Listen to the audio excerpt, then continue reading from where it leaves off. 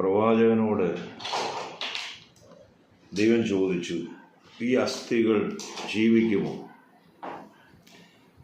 എന്നാൽ അദ്ദേഹം പറഞ്ഞ മറുപടി ഇങ്ങനെ, യഹോവേ നീ അറിയുന്നു.